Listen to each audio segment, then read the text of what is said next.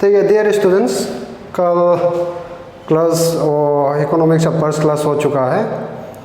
सो आज second class होगा class 12 का।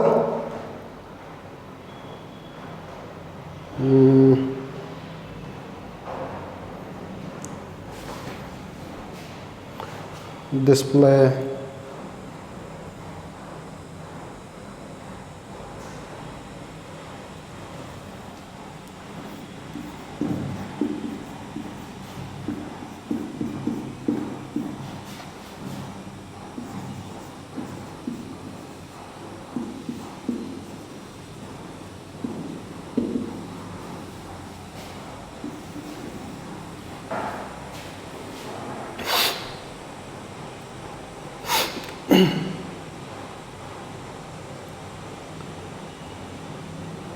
Yesterday we have discussed about the basic concepts in macroeconomics.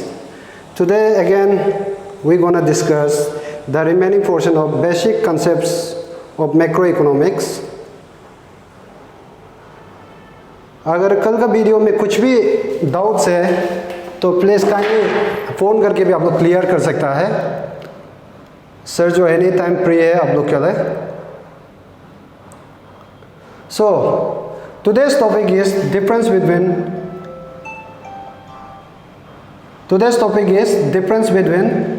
capital goods and intermediate goods.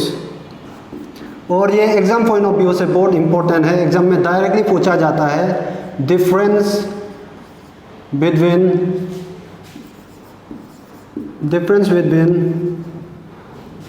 capital goods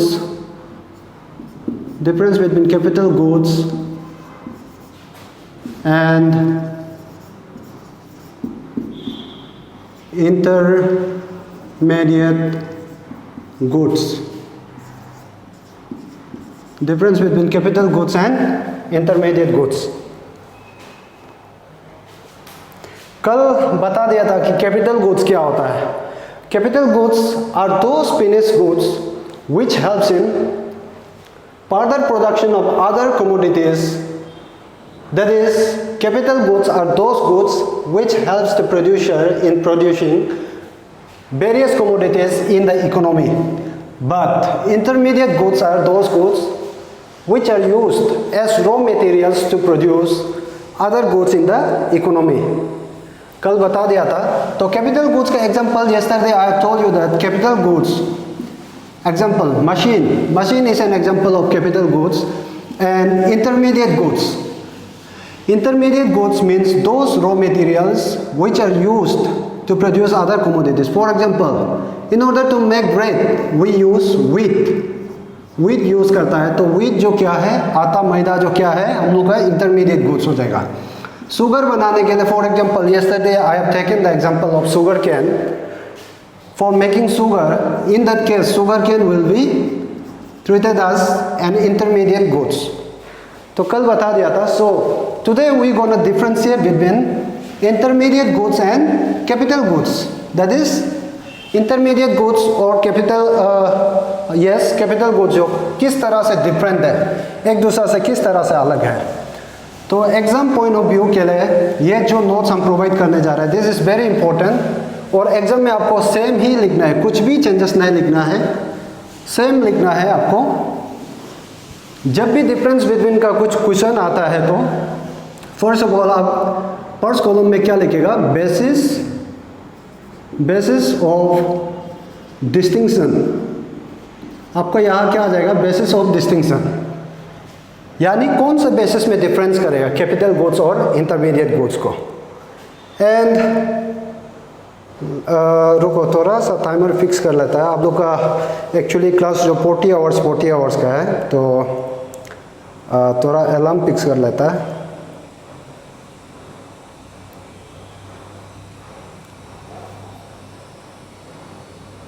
four 43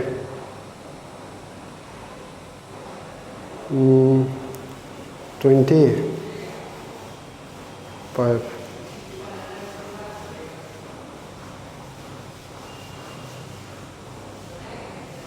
or 10.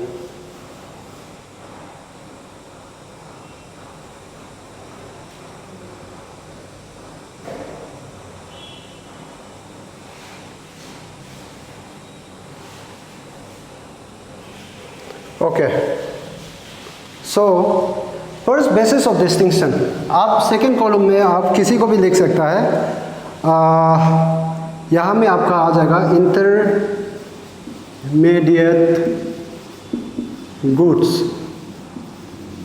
आपका यहाँ में आ जाएगा capital goods. Capital goods को आप क्या बोल सकता है? You can call it final goods.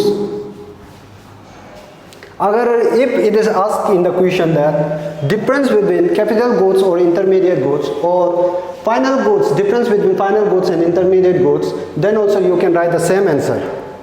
So first आपका basis of distinction जो meaning, इन दोनों का डिफरेंस जो क्या है मीनिंग में, किस तरह से मीनिंग में डिफरेंस है। First intermediate goods, intermediate goods are those goods, intermediate goods are those goods which are used as raw materials, which are used as raw materials for further production, for the further production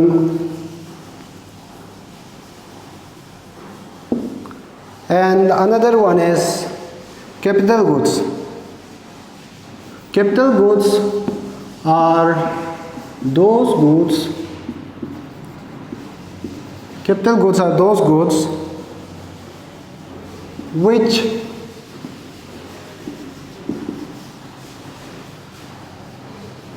helps in the production process.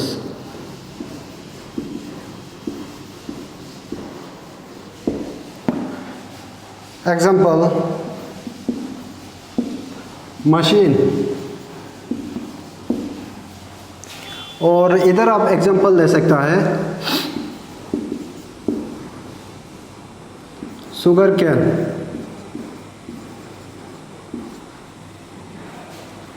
Bracket में हम लिख रहा है in case of sugar production,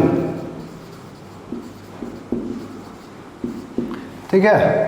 so first the first difference between intermediate goods and capital goods, that is on the basis of distinction is done on the basis of meaning, meaning का basis में differentiate कर रहा है। Meaning intermediate goods का meaning क्या होता है?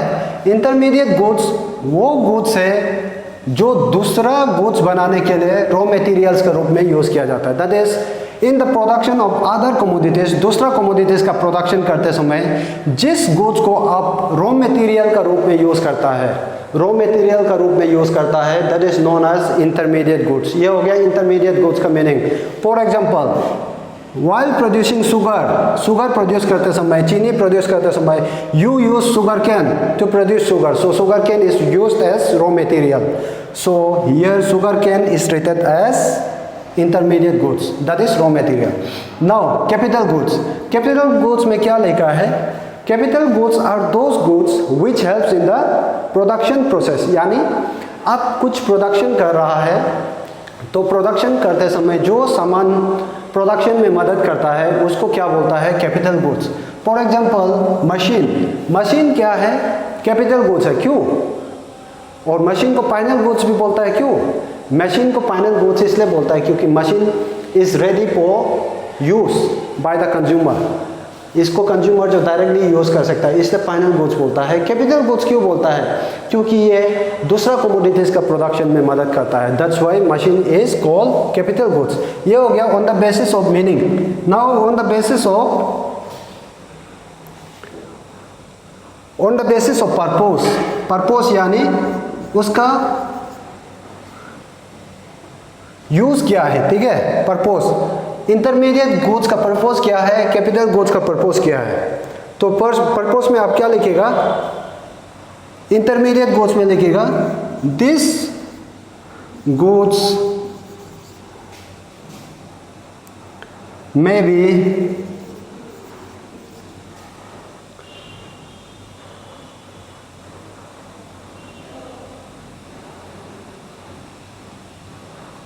these goods may be resold. These goods may be resold by the firm. These goods may be resold by the firm to make profit,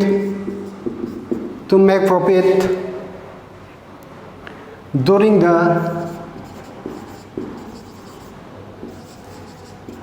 accounting year.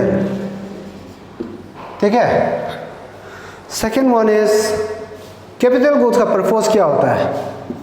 This goods are not resold by the firm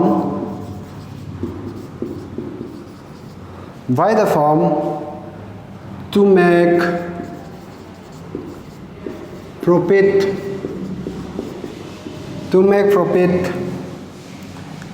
during the accounting here. इसका मतलब क्या है. So year comes a new concept that is accounting year. दो तरह का year होता है. First is calendar year. Calendar year कब से शुरू होता है. 1 जनवरी से शुरू होकर ख़त्म होता है 31 दिसंबर में. This is known as calendar year. यानी जो हम लोग कैलेंडर फॉलो करता है, कैलेंडर में जो डेट देखता है वो क्या है, calendar year. But this accounting year means the year which begins on 1 अप्रैल से शुरू होके ख़त्म होता है 31 मार्च. क्लियर. 1 अप्रैल से शुरू होके 31 मार्च में जो ख़त्म होता है that is known as accounting year. Accounting year क्या है. गवर्नमेंट जो कैलेंडर ईयर फॉलो नहीं करता है, गवर्नमेंट जो क्या फॉलो करता है 1 अप्रैल से 31 मार्च जो कि एक अकाउंटिंग ईयर होता है. अकाउंटिंग ईयर यानी गवर्नमेंट जो बजट बनाता है, गवर्नमेंट जो भी प्लान्स एंड पॉलिसीज बनाता है उन लोग कब से शुरू करता है उसको इम्प्लीमेंट करने. 1 अप्रैल से शुरू करता है और उसको कब खत्म करता है 31 मार्च तक खत्म कर देता है. That is known as accounting year. Accounting year means the year which begins on 1 April and ends on 31 March. That is known as accounting year. यानी आपका नाउ पर्पस कैपिटल गुड्स का, इंटरमीडिएट गुड्स का purpose क्या है. Intermediate goods को क्या लिखा है. Intermediate goods are may be resold by the firm to make profit during the accounting year. इसका मतलब क्या है. जो भी इंटरमीडिएट गुड्स है आप उसको रीसोल्ड कर सकते हैं. फॉर एग्जांपल आप जो खरीदा था, फॉर एग्जांपल यहाँ लिख देगा, आप जो खरीदा था you bought wheat to produce bread बनाने के लिए आप व्हीट खरीदा था. आटा खरीद के लेके आए मार्केट से, क्या करने के लिए, आप जो ब्रेड बनाने के लिए. लेकिन आपका दिमाग जो चेंज हो गया, आपका जो एम्बिशन था, जो टारगेट था ब्रेड बनाने का वो चेंज हो गया. आप अभी सोच रहा है ब्रेड का बिजनेस हम छोड़ देगा, दूसरा बिजनेस में शिफ्ट करेगा. यानी आपने व्हीट खरीदा था तो व्हीट को आप जो वही साल के अंदर में अगर ब्रेड नहीं बनाने तो व्हीट को रख के क्या करेगा. That's why you resold the wheat. Wheat को आप क्या कर दिया, व्हीट खरीदा था और उसी व्हीट को ब्रेड नहीं बनाने से पहले ही आप बिक्री कर दिया. That is intermediate goods. क्या है, वो गुड्स है जिसको आप accounting year, same accounting year का अंदर में आप रीसोल्ड कर सकते हैं, यानी वापस बिक्री कर सकता है. फॉर एग्जाम्पल आपने खरीदा व्हीट ब्रेड बनाने के लिए, ब्रेड बनाने का प्लानिंग कैंसिल तो व्हीट बेकार पड़ गया तो व्हीट को वापस बिक्री कर सकता है. दैट इज व्हीट जो क्या है इंटरमीडिएट गुड्स. यानी इंटरमीडिएट गुड्स को आप सेम अकाउंटिंग ईयर में बिक्री कर सकता है. क्लियर ना. And another one is here capital goods. Capital goods का पर्पस क्या होता है. कैपिटल गुड्स को आप रीसोल्ड नहीं कर सकते। That's why it is written here this goods are not resold, that is capital goods are not resold by the firm का द्वारा रीसोल्ड नहीं किया जाता है to make profit during the accounting year. ये सेकेंड बेसिस ऑफ डिस्टिंक्शन हो। For example आप ले सकता है, आपने मशीन खरीदा, मशीन खरीद के मशीन को जिस साल में खरीदा है उसी साल में वापस प्रॉफिट कमाने के लिए बिक्री नहीं करेगा, क्योंकि आपने मशीन को प्रॉफिट कमाने के लिए नहीं खरीदा, यानी वापस बिक्री करके प्रॉफिट कमाने के लिए नहीं खरीदा। Rather you bought the machine to help you in the production process. आपका फैक्ट्री में मशीन को यूज़ करने के लिए खरीदा है, आपने मशीन को बिक्री करने के लिए नहीं खरीदा। सो क्या होता है, कैपिटल गुड्स को नॉर्मली रीसोल्ड नहीं करता है प्रॉफिट के लिए। ठीक है, यह था सेकंड बेसिस ऑफ डिस्टिंक्शन। फिर थर्ड बेसिस ऑफ डिस्टिंक्शन आपका आएगा on the basis of consumption. ये नोट सब आप लोगों को व्हाट्सएप में भेज दिया है। And yesterday one of your friends had asked me to teach you according to the given notes, and I clearly assure you that जितना भी मेरा क्लासेस होगा it will be according to the given notes. Notes के हिसाब से ही आपको पढ़ाएगा। ठीक है, नोट में जो जो लिख के रखा है उसी के हिसाब से पढ़ाएगा, सो दैट आप लोग नोट्स के हिसाब से जा सकेगा ना। और डायरेक्टली लिखने मन नहीं होने से यू कैन प्रिंट आउट ना, प्रिंट आउट भी कर सकता है। और जहाँ में आप लोग को समझ में नहीं आएगा आप लोग क्वेश्चन भी पूछ सकता है, स्पेलिंग में एरर दिखाई देता है होने से भी। So third basis of distinction between intermediate goods and capital goods is consumption. Consumption का बेसिस में डिस्टिंक्शन करेगा। अभी सोच के देखो, let me ask you, intermediate goods को कौन कंज्यूम करता है और कैपिटल गुड्स को कौन कंज्यूम करता है। ठीक है, तो कंजम्पशन में क्या लिखेगा, इंटरमीडिएट गुड्स, कॉमन सेंस का बात है, इंटरमीडिएट गुड्स वो गुड्स है रॉ मटेरियल्स है, यानी इंटरमीडिएट जो वो गुड्स है जो दूसरा सामान बनाने में काम आता है। यानी फॉर एग्जांपल आटा, आप मार्केट से जाके आटा खरीद के आटा को धनाधन नहीं खा सकते। ठीक है, आटा को सबसे पहले आप क्या करना पड़ेगा, या तो रोटी बनाने से रोटी उसको रगड़ना पड़ेगा, फिर रोटी बनाना पड़ेगा, फिर खाने के लिए रेडी होता है। दैट इज इंटरमीडिएट गुड्स वो गुड्स है जो डायरेक्ट कंज्यूमशन के लिए रेडी नहीं होता है, यानी कंज्यूमर डायरेक्टली उसको कंज्यूम नहीं कर सकता है। That is it is not ready for consumption. But in case of capital goods जो क्या है, फाइनल गुड्स है। Final goods are those goods which are ready to be use by the consumer, यानी it is ready for consumption. तो आपका basis of distinction क्या हो जाएगा, कंजम्पशन का बेसिस। कंजम्पशन का बेसिस में हम लोग लिख सकता है this goods are not ready for use by the final users. इधर आप हम नोट्स में तो सुंदर से लिख के रखा है, तो शॉर्ट में हम लिख देगा ताकि कोर्स कवर अप होने के लिए। Intermediate goods it is not ready for consumptions. ठीक है, it is not ready for consumptions. क्यों? फॉर एग्जाम्पल व्हीट, यानी आटा को आप डायरेक्टली कंज्यूम नहीं कर सकते ना। आटा को या तो आप ब्रेड बनाना पड़ेगा, या तो रोटी बनाना पड़ेगा, या तो पूरी वगैरह वगैरह बनाना पड़ेगा। आटा को आप पकाना पड़ेगा, तब जाके आटा खाने लायक होता है। दैट इज आटा यानी wheat is an intermediate goods, यानी आटा को डायरेक्टली नहीं खा सकता है। सो कंजम्पशंस का बेसिस में आप क्या लिखेगा, आप जो लिखेगा you will write it is not ready for consumption. Intermediate goods is not ready for consumption. Okay, now another one is on the basis of consumption we can write in the capital goods में हम लोग क्या लिख सकता है, these goods are ready to be used by the final user.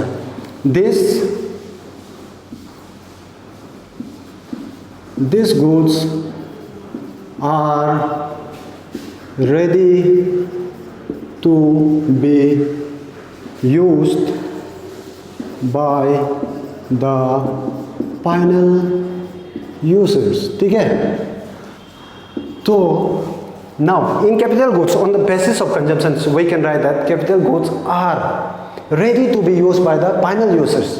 इसका मतलब क्या है, कैपिटल गुड्स को डायरेक्टली यूजर्स जो यूज कर सकता है। फॉर एग्जांपल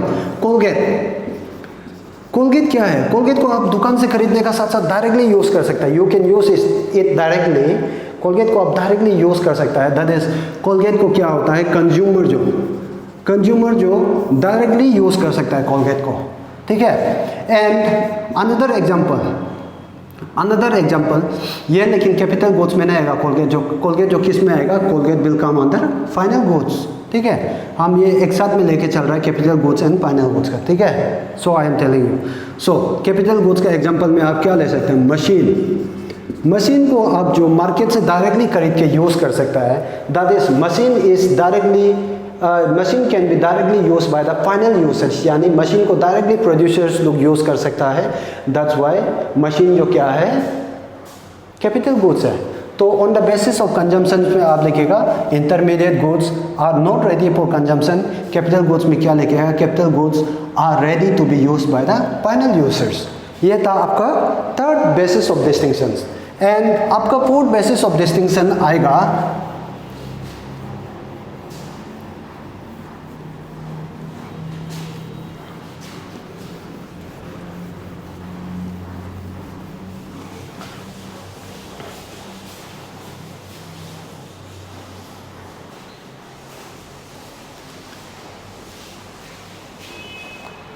आपका ये फोर्थ बेसिस ऑफ डिस्टिंक्शंस में आएगा,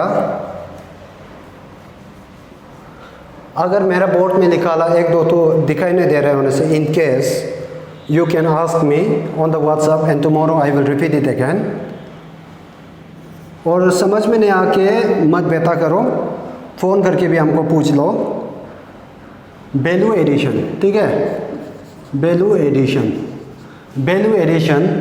एडिशन का मतलब क्या होता है, वैल्यू ऐड करना। जैसे आप आटा को खरीदा है, आटा you have boat wheat for ₹10 rupees के लिए आप जो आटा खरीदा है, और आटा से आपने बनाया 3 नंबर्स ऑफ ब्रेड, 3 तो ब्रेड बनाया है, और ईच ब्रेड को आप जो कितना में बिक्री कर रहा है, फॉर एग्जांपल हर ब्रेड को आप 20 रुपीज़ में बिक्री कर रहा है, तो 20 + 20 तो 3 ब्रेड का दाम कितना हो जाएगा, 60। तो आपने आटा को खरीदने के लिए खर्चा कितना किया, 10, और आटा से ब्रेड बना के बिक्री किया तो आपने कमाया कितना, 60। आपने आटा को खरीदा 10 में, आटा को बिक्री करके आटा से ब्रेड बना के बिक्री किया तो आपको मिला 60 3 ब्रेड का। तो 3 ब्रेड का 3 × 20 कितना हो जाएगा, 60 रुपीज़। तो 10 रुपया से आपने कितना कमाया, 60 रुपीज़। सो 60 - 10 आपका कितना हो जाएगा, 50 रुपीज़। यानी 50 रुपीज़ का आपको फ़ायदा हो रहा है, यानी ये 50 रुपीज़ आप जो वैल्यू ऐड कर रहा है। वैल्यू एडिशन का मतलब क्या होता है, जितना भी आपने खर्चा किया उस खर्चा के ऊपर में आपने कितना और वैल्यू ऐड किया, ठीक है, कितना और प्रॉफिट ऐड किया, उसको क्या बोलता है, वैल्यू एडिशन। तो वैल्यू एडिशन किस में पॉसिबल होता है, ठीक है, एक में वैल्यू एडिशन पॉसिबल होगा, दूसरा में वैल्यू एडिशन पॉसिबल नहीं होगा। तो कैसे होगा वैल्यू एडिशन का बेसिस में डिस्टिंक्शन। सो इधर क्या लिखेगा, कैपिटल गुड्स में value is yet to be added, value is yet to be added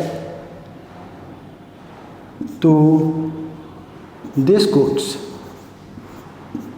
यानी इंटरमीडिएट गुड्स में आप वैल्यू ऐड कर सकता है, ठीक है, वैल्यू ऐड कर सकता है। फॉर एग्जांपल आपने आटा खरीदा, अभी हम एग्जांपल दिया है, आटा खरीदा, आटा को खरीदा कितना में, 10 रुपया में, और आपने आटा से बनाया 3 ब्रेड, तो 3 ब्रेड का दाम हो जाएगा, एक ब्रेड का दाम अगर 20 रुपीज़ है तो 3 × 20 आपका 60 रुपीज़ हो जाएगा। तो यानी ये 10 रुपया को यहाँ से माइनस कर दो तो कितना निकलेगा, 50 रुपीज़। ये 50 रुपीज़ जो क्या है, वैल्यू एडिशन। यानी इंटरमीडिएट गुड्स का केस में यू कैन ऐड वैल्यू, ठीक है, इंटरमीडिएट गुड का केस में वैल्यू एडिशन हो सकता है, ठीक है। In case of intermediate goods value addition can be done. लेकिन कैपिटल गुड्स का केस में क्या लिखेगा,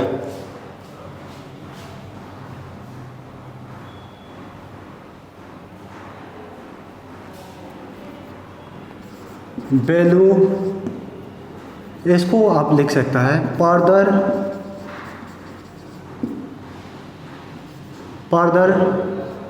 value addition, further value addition is not possible, further value addition is not possible.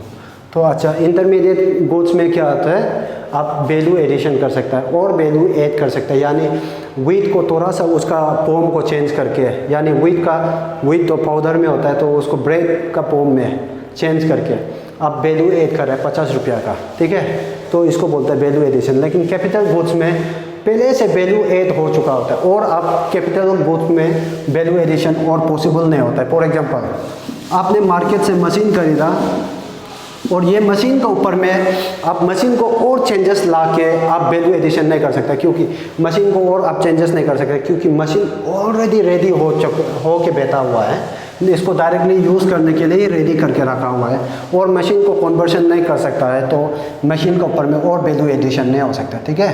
तो कैपिटल गुड्स में वैल्यू एडिशन पॉसिबल नहीं होता है, इंटरमीडिएट गुड्स में आप वैल्यू एडिशन कर सकते हैं, ठीक है। तो नेक्स्ट वाला बेसिस ऑफ डिस्टिंक्शन ये जो आपका पोर्ट बेसिस ऑफ डिस्टिंक्शन था, ठीक है। और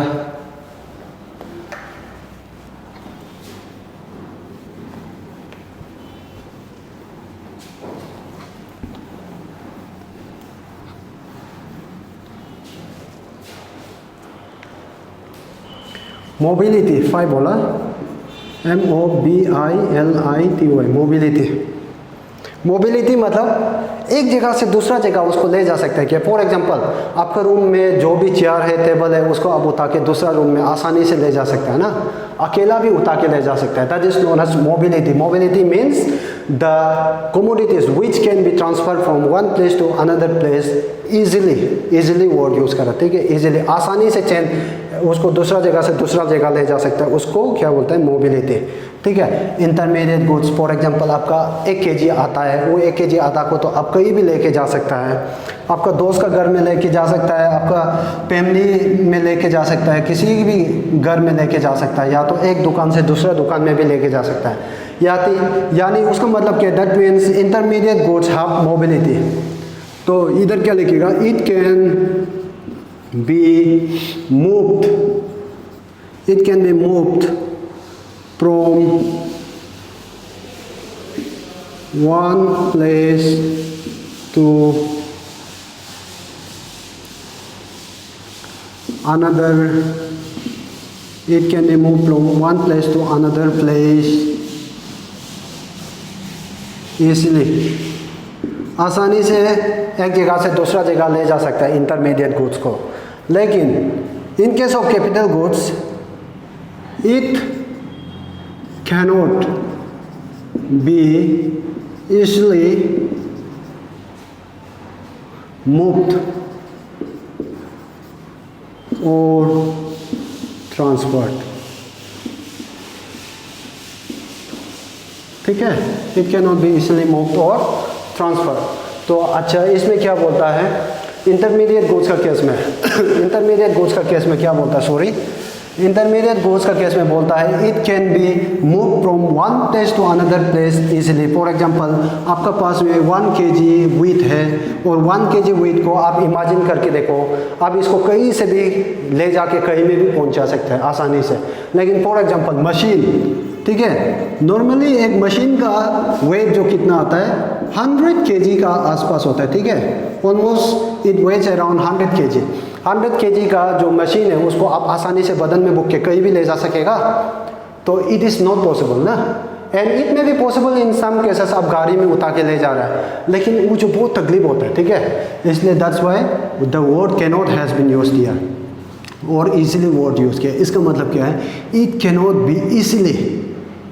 बी इजीली मूव्ड और ट्रांसफर। एक जगह से दूसरा जगह उसको मूव करना, ट्रांसफ़र करना पॉसिबल नहीं होता है। सो मशीन का केस में इधर लिखा है, एग्जांपल आप मशीन को ले लो, मशीन को आसानी से आप एक जगह से दूसरा जगह नहीं ले जा सकता है, दैट्स वाई इधर लिखा है it can not be easily moved और ट्रांसफर्ड। सो मोबिलिटी का बेसिस में डिस्टिंक्शन हो गया, ठीक है।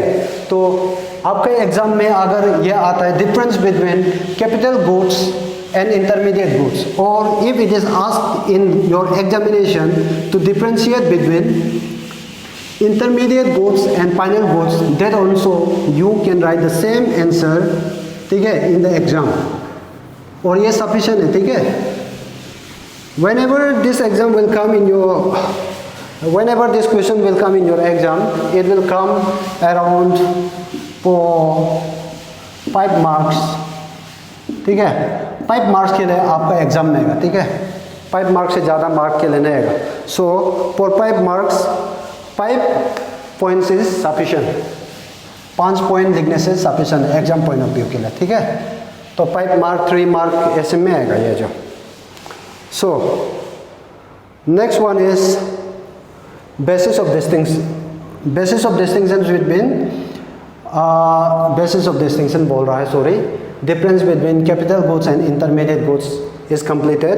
Now आपका difference between stocks and flows. So stocks and flows का difference में जाने से पहले we should know what is stock and what is flow, ठीक है। अच्छा, लेट मी रिमाइंड यू, आप लोग सोच रहा होगा sir why sir is repeating the same terms again and again, why sir is discussing the same meaning again and again, क्यों discuss कर रहे हैं? बिकॉज एक भी इसका आप कॉन्सेप्ट जो नहीं समझ के आगे चला गया, देन क्लास 12 का सबसे टफेस्ट वाला portion that is national income accounting. National income accounting में आप न्यूमेरिकल 10 मार्क्स का क्वेश्चन आएगा आपका, नेशनल इनकम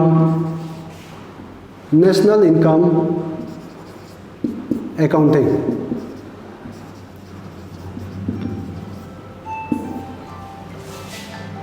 जो आपका नेशनल इनकम अकाउंटिंग चैप्टर है ना, उसमें ये कंसेप्ट्स जो ऑलरेडी हम पढ़ाया है और आगे जो पढ़ाने जा रहा है कंसेप्ट्स, वो कंसेप्ट्स लोग को ईच एंड एवरी कॉन्सेप्ट को आप अच्छा से नहीं समझ के जाने से ये नेशनल इनकम अकाउंटिंग आपको बिल्कुल भी समझ में नहीं आएगा, ठीक है। और ये national income accounting totally it is numerical in nature. इससे आपका थ्योरी क्वेश्चन नहीं आता है, इससे आपका न्यूमेरिकल क्वेश्चन आएगा। एंड हर साल कंपल्सरीली न्यूमेरिकल क्वेश्चन आता ही है ये चैप्टर से। And it is very important because one numerical question will have 10 marks, यानी 10 मार्क का numerical question compulsorily national income accounting से आने वाला है। इसलिए सर जो क्या कर रहा है, ईच एंड एवरी कंसेप्ट को बार बार रिपीटेडली आप लोग को बता रहे हैं ताकि आप लोग उसको क्लियर हो सके, ठीक है, ताकि नेशनल इनकम अकाउंटिंग चैप्टर जो आसान हो जाएगा। अदरवाइज हम जल्दी पढ़ा के भी छोड़ सकते हैं, ठीक है, जल्दी पढ़ा के भी हम आगे बढ़ सकता है। बार बार रिपीट कर रहा है एक ही टॉपिक को, so that you can understand it to the fullest. So stock का मतलब क्या होता है? नॉर्मल मीनिंग जो स्टॉक का है, stock refers to unsold goods lying in the godown, unsold goods lying in the godown,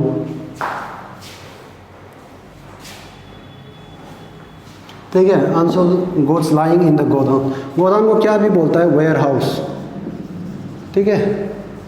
normally हम लोग इकोनॉमिक्स में कौन सा वर्ड यूज़ करेगा? Warehouse. यानी साल ख़त्म होते समय, यानी साल का शुरू होते समय भी अगर गोदाम में कुछ भी सामान जमा होके बैठा है, फॉर एग्जांपल आप कपड़ा का दुकान चलाता है और आपका साल ख़त्म हो गया लेकिन आपका सामान बिक्री नहीं हो पा के कुछ 10 तो कपड़ा बच गया, ठीक है, 10 शर्ट्स, 10 तो शर्ट जो बच गया बिना बिक्री होके, तो ये जो बिक्री नहीं होके बच जाएगा उसको क्या बोलता है? स्टॉक। स्टॉक का मतलब होता है stocks refers to unsold goods, यानी सामान जो बिक्री नहीं हो पाया है, वो जो अभी भी गोदाम में पड़ा हुआ है, उसको क्या बोलता है? स्टॉक्स। स्टॉक्स फिर जनरली 2 तरह का होता है। There are 2 types of stocks, one is opening stock and another one is closing stock.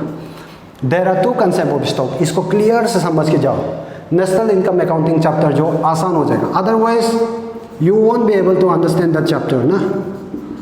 तो ओपनिंग स्टॉक में सिंपल है, इसको थोड़ा सा चेंजेस कर देगा। Opening stock it refers to, यानी opening stock refers to the unsold goods. Opening stock refers to the unsold goods lying in the godown lying in the godown in the beginning of the year, ठीक है। And ये year जो किसका बात कर रहा है, हम पहले भी बताया है, you should know since you are an economic student you should clearly know which year we are talking about. Year दो तरह का है, एक आपका कैलेंडर ईयर, एक होता है अकाउंटिंग ईयर। और जब भी कॉमर्स और इकोनॉमिक स्टूडेंट जो ईयर बोलता है तो वो कैलेंडर ईयर को नहीं बोलता है, ठीक है, वो किसको बोलेगा, अकाउंटिंग ईयर। अकाउंटिंग ईयर यानी वो ईयर जो शुरू होता है 1 अप्रैल से और ख़त्म होता है 31 मार्च में, 31 मार्च में, ठीक है। 1 अप्रैल से शुरू होकर ख़त्म होता है 31 मार्च में, उसको क्या बोलता है, that is known as accounting year. तो इधर क्या बोला है, इधर कुछ देखो ओपनिंग स्टॉक में क्या लिखा है, it refers to the unsold goods. Unsold goods को बोलता है, इसलिए क्या है, स्टॉक्स है, तो स्टॉक का मीनिंग चला गया। ओपनिंग क्यों बोला है स्टॉक का साथ में, it opening stocks refers to the unsold goods lying in the godown in the beginning of the year. Beginning of the year यानी 1 अप्रैल, ठीक है। कोई भी साल का 1 अप्रैल में जो भी सामान बिक्री नहीं होके बेचता है उसको क्या बोलता है, ओपनिंग स्टॉक। ओपनिंग स्टॉक मतलब सामान बिक्री नहीं होके रखा वाला 1 अप्रैल में, 1 अप्रैल का दिन में जो भी सामान बिक्री नहीं हो पाया, that is known as opening stock, ठीक है। और क्लोजिंग स्टॉक एक होता है, क्लोजिंग स्टॉक यानी अनसोल्ड गुड्स है गोदाम में जो पड़ा हुआ है, कब, 31 मार्च में, यानी and of the year, year का एंडिंग में 31 मार्च का दिन में जो अनसोल्ड गुड्स होता है उसको क्या होता है, क्लोजिंग स्टॉक। तो ओपनिंग स्टॉक क्लियर है, unsold goods in the beginning of the year it is known as opening stock. और आपका सेकेंड टर्म आएगा closing stock. Closing stock, closing stock में भी सिंपली आप क्या लिखेगा, closing stock refers to the